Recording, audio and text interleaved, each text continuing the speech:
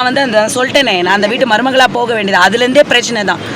So ரொம்ப வருஷமாக இந்த பிரச்சனை ஓடிட்டுருக்கு. நான் வெளியில் இதை பற்றி பேசலை. ஆனால் இது தப்புங்க. இது தேவையே இல்லை. நான் நேரில் போய் பார்த்து அவர் காலில் விழுந்து நான் ஆசீர்வாதம் வாங்கி என் பொண்ணு அவ்வளோ தூரம் பேசியிருக்கேன். அவருக்கு கிஃப்டெல்லாம் வாங்கிட்டு போய் கொடுத்தேன். எனக்கு அந்த குடும்பத்தில் எல்லாருமே ஃப்ரெண்ட்ஸ். பவத்தா வந்து எனக்கு உடன்பிறவா ஒரு விட்ட குறை தொட்ட குறைன்னு சொல்வா. என்ன எங்களுக்கு உள்ள ஒரு ரிலேஷன்ஷிப் இருக்குது. அந்த ஃபேமிலியில் நிறைய விஷயங்கள் நடந்திருக்கு. அதை பற்றி நான் பேசுனது கிடையாது. இந்த சாங் தேட்டரில் இனிமே போகுமா இல்லாட்டி கட்டாக கூட? ஏங்க, என் சொந்த அப்பனையே நான் சந்திச்சிட்டேன் கோர்ட்டு கேஸுன்னு. ஸோ எனக்கு நான் வந்து கரெக்டாக பணிவாக தான் போனேன். அவரை வந்து நான் தெய்வமாக தான் மதிக்கிறேன். சத்தியமாக சொல்கிறேன். அந்த குடும்பத்தில் ஒரு விஷயம் நடந்தது. அப்போ கூட அந்த பையன் என்ன கேட்டான், நீ என்ன லவ் பண்ணுறியா இல்லை வந்து எங்கள் அப்பாவை லவ் பண்ணுறியான்னு. சத்தியமாக உங்கள் அப்பாவை தான் லவ் பண்ணுறேன்னு சொன்னேன். இதெல்லாம் நடந்தது.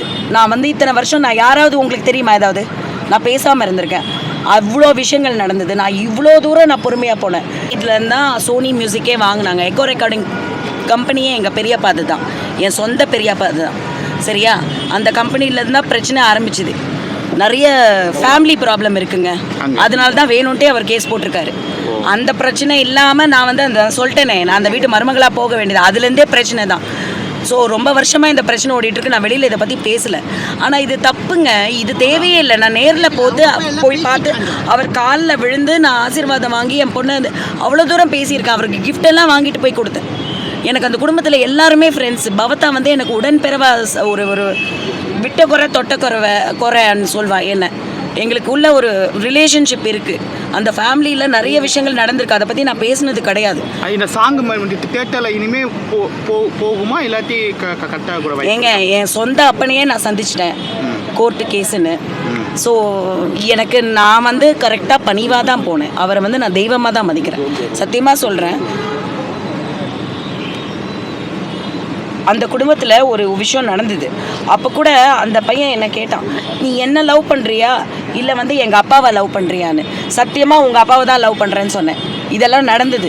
நான் வந்து இத்தனை வருஷம் நான் யாராவது உங்களுக்கு தெரியுமா ஏதாவது நான் பேசாமல் இருந்திருக்கேன். அவ்வளோ விஷயங்கள் நடந்தது. நான் இவ்வளோ தூரம் நான் பொறுமையாக போனேன். இந்த படம் நான் எடுத்தது கூட பார்த்திங்கன்னா ஒரு கல்யாணம்னா இப்படி தான் இருக்கணும், ஒரு குடும்பம்னா இப்படி தான் விட்டு கொடுக்கணும், சில விஷயங்கள் இருக்கணும்னு சொல்லிட்டு எடுத்திருக்கேன். இவ்வளோ தூரம் போய் கேட்டதுக்கப்புறம் கூட காசுக்காக வந்து ஒருத்தவங்களை வந்து இது பண்ணுறாங்கன்னா எனக்கு தெரியலங்க. மனசே உடையுது நிஜமா. பேசலாமா மேடம் ராஜா சார் கிட்ட? என்னன்னு இந்த மாதிரி என்ன காரணம் கேட்கக்கூடிய வாய்ப்புகள் இருக்கு? தெரியலங்க. அது லீகலாக வந்து லாயர்ஸ் லீகலாக அவர் கோர்ட்டுக்கே போயிட்டாரா போய் நோட்டீஸ் அமைச்சிருக்காங்கன்னு சொன்னாங்க. ஸோ லீகலாக தான் சந்திக்கணும். சோனி மியூசிக் வந்து இதில் இன்டர்ஃபியர் ஆகணும். ஏன்னா ஒரு படத்துக்கும் வந்து சோனி மியூசிக் வந்து பாட்டை விற்கிறாங்க. ஆனால் அந்த பாட்டை விற்கிறதுக்கு அவங்களுக்கு அனுமதி இருக்கா இல்லையாங்கிறத இது வரைக்கும் சொல்லியிருக்காங்களா? கரெக்டாக. இப்போ நம்ம ஒரு ஃப்ளாட்டு விற்கிறோம் அப்படின்னா அந்த ஃப்ளாட்டை விற்கும்போது நமக்கு தெரியணும் நம்மளோட லேண்டு தான், அது நம்மளோட இது தான், அதை நீங்கள் ப்ரூவ் பண்ணணும். அப்போ நீங்கள் தான் நடுவில் வரணும். சும்மா வந்து ப்ரொடியூசர் மேலேயே கேஸ் போட்டு இந்த மாதிரி பண்ணால் இது என்ன அர்த்தம்? நாங்கள் என்ன வந்து திருட்டுத்தனமாக வந்து பாட்டு போடுறோம்? கிடையாது. சோனி மியூசிக் அக்ரிமெண்ட் இருக்குது, காசு கொடுத்ததுக்கான எல்லா ப்ரூஃபும் இருக்குது, எல்லாமே லீகலாக தான் பண்ணியிருக்கோம். அதை தாண்டி இவங்க கேஸ் போடுறாங்க அப்படின்னா எந்த எண்ணத்தில் போடுறாங்க, எந்த உரிமையில் போடுறாங்கன்னு தெரியல. அப்போ சோனி மியூசிக் உள்ளே வரணும். இதுக்கு அவரும் பதில் சொல்லணும். இது வந்து நான் ஓப்பனாக பேசிட்டேன். இப்போது அவரை ஓப்பனாக பேச சொல்லுங்களேன். அவரை ஓப்பனாக பேச சொல்லுங்கள். Okay ma'am. நான் அவரை கேட்குறேன்.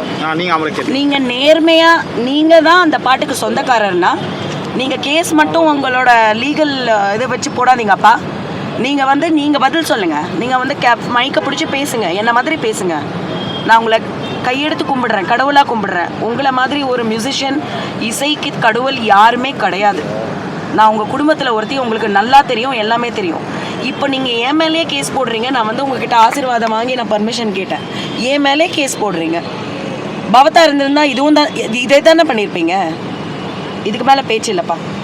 நீங்கள் நேரில் வந்து நீங்கள் மைக்கை பிடிச்சி நீங்கள் பேசுங்கப்பா. நீங்கள் மைக்கை பிடிச்சி பேசுங்க. நீங்கள் சொல்லுங்கள் ஏன் கேஸ் போட்டிங்க, உங்களுக்கு என்ன உரிமை இருக்குது இந்த பாட்டு மேலேன்னு. லீகல்னா லீகலாக இருக்கணும். இல்லை கூப்பிட்டு என்ன திட்டிருக்கலாம். நான் வந்து உங்ககிட்ட உரிமையாக கேட்டேன்ல, அப்போ திட்டிருக்க வேண்டியதானே என்ன? இப்போ கேஸ் மட்டும் போடுறீங்க எப்படி? எனக்கு ஒன்றும் புரியலைங்க. விட்டுருங்க. சரிம்மா. சாரி.